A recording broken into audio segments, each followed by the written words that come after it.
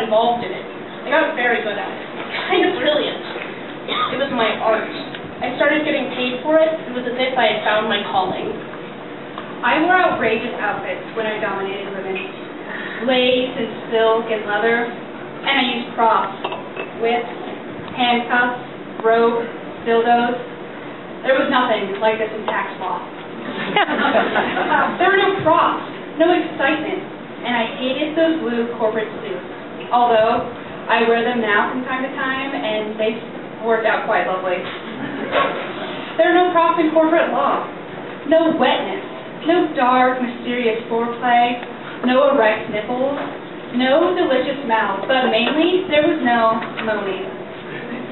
Not the kind I'm talking about anyway. This is the key I see now. Moaning was the thing that ultimately seduced me and got me addicted to making women happy. When I was a little girl and I would see women in the movies making love, making strange, orgasmic moaning noises, I used to laugh. I got strangely hysterical. I couldn't believe that women made big, outrageous, ungoverned sounds like that. I longed to moan. I practiced in front of my mirror on the tape recorder, moaning in various tones and various keys. But when I played it back, it always sounded fake. It was fake. It wasn't rooted in anything sexual, really. Only my desire to be sexual. But then, when I was 10, I had to pee really badly once on a car trip. It went on for almost an hour, and when I finally got to pee in this dirty little gas station, it was so exciting. I moaned as I peed. I couldn't believe it. Me moaning at a Texaco station in the middle of Louisiana?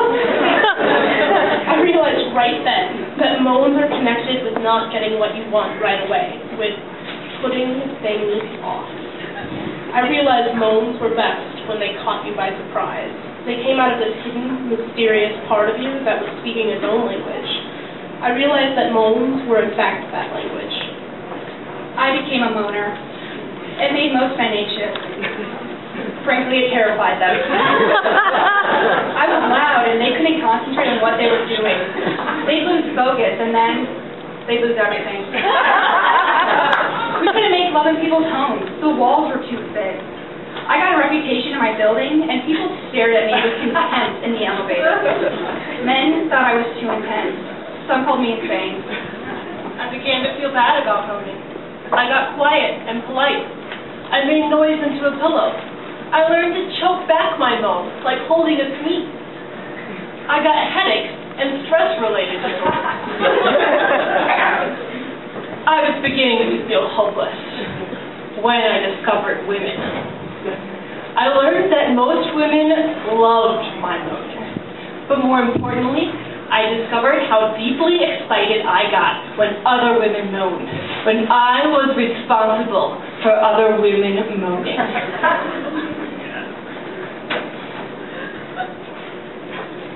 I made love to quiet women, and I found this place inside them, and they shocked themselves in their moaning. I made love to moaners, and they found a deeper, more penetrating moan. It was a kind of surgery, a kind of delicate science, finding the tempo, the exact location, or home of the moan. That's what I called it.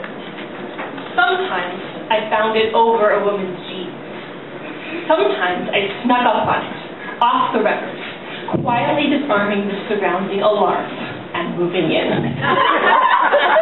Sometimes I used force, but not violent, oppressive force. More like dominating. I'm going to take you someplace.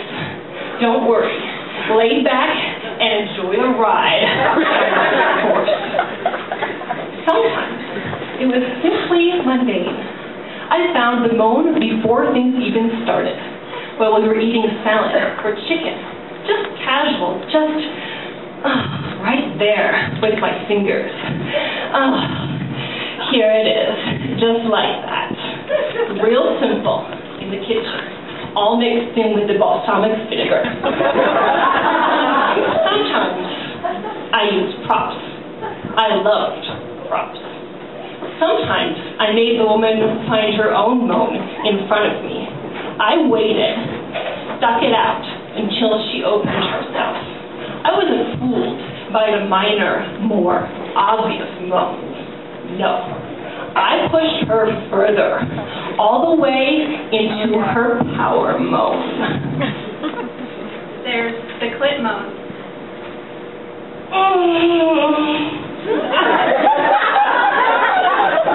The vaginal moan. The combo clit vaginal moan. There's the almost moan.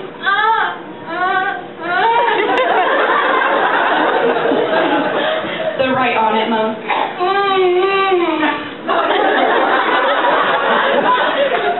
The elegant moan.